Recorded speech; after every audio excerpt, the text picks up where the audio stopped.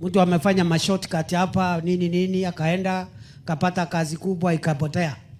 Kwa sababu hajui kuchunga kazi.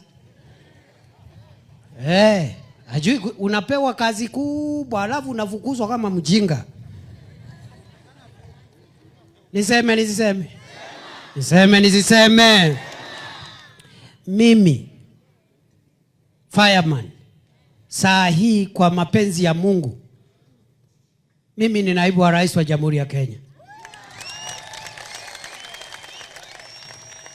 Unafikiri kuna mtu anaweza kunitoa kwa kiti?